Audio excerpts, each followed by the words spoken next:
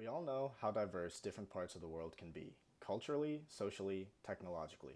We often take the healthcare and medical technology in America for granted compared to regions like sub-Saharan Africa and Southern Asia.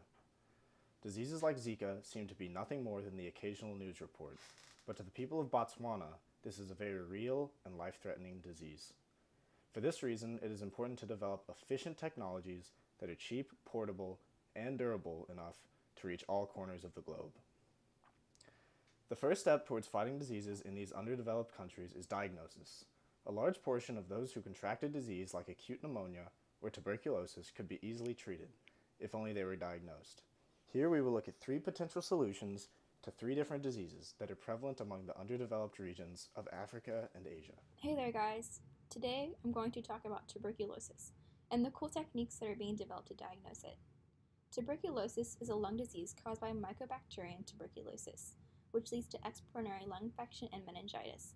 Left untreated, the disease can be deadly. Cases in the US are relatively uncommon. Only about 9,000 cases were reported in 2016. However, TB is much more common outside the United States, with 10.4 million people being infected in 2016. The need for a diagnosis that is accessible and sustainable to populations that don't have proper access to medical care, as well as equipment, is necessary to eradicate the disease. Current techniques of diagnosis are TB blood test and TB skin test. Currently, the WHO recommends a molecular test called EXPERT, which detects TB and its resistance to the primary TB treatment. These techniques take multiple days and require equipment that might not always be available in these communities, and also require an substantial amount of spending. So what's the solution? Paper-based techniques. A single diagnostic test would only require the designated strip or patch of specialized paper and a reading device. Current developments have been configured to work on a smartphone or iPod.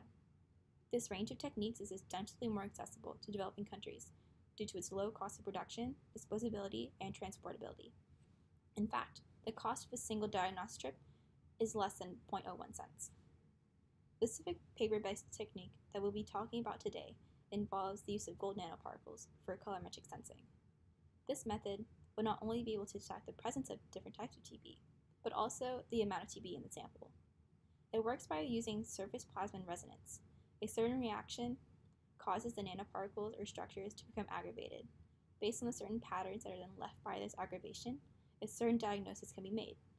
One significant disadvantage would be that some populations would not have access to the electronics needed, such as the smartphone or the iPod. The main use would be for extremely accurate reading and data storage that could be uploaded to the cloud. But if this wasn't needed, the disadvantage could be quickly resolved.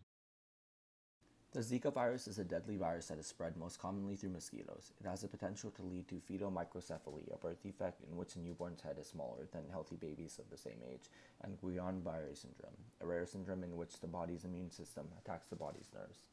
In recent years, outbreaks of the Zika virus have led to a necessity for an approach that could both cheaply and effectively diagnose it. This necessity eventually led to the creation of paper-based sensors with the potential to detect the RNA genome of the virus.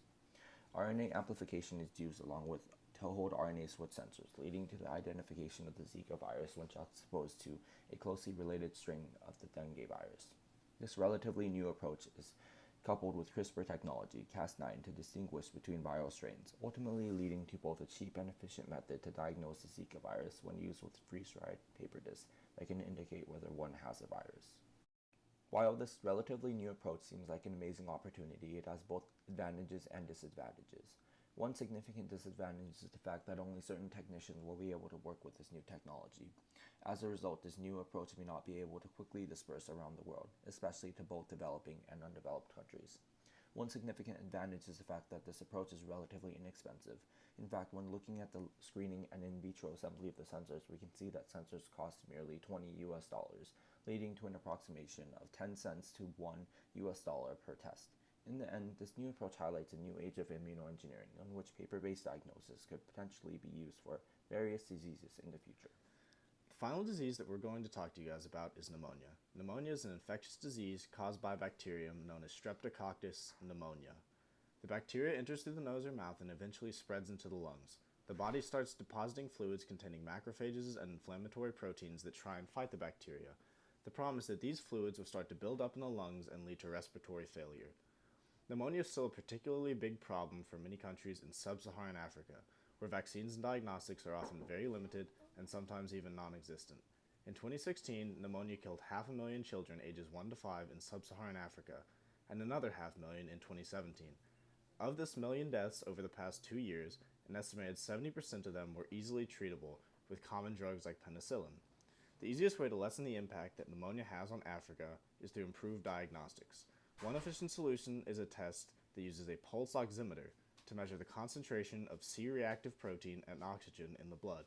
C-reactive protein is a stimulant for inflammation in body tissues like the lungs when infected. Measuring oxygen concentration tells you how effectively your lungs are exchanging carbon dioxide for oxygen. Combining these two specific pieces of information gives an accurate determination of whether or not a person has pneumonia. So why are all these new approaches important? Well, these new approaches collectively provide evidence that our understanding of the immune system is growing. As we get sick in new ways, we are finding new methods to combat these new sicknesses. In other words, every time we fall, we get back up, as we should.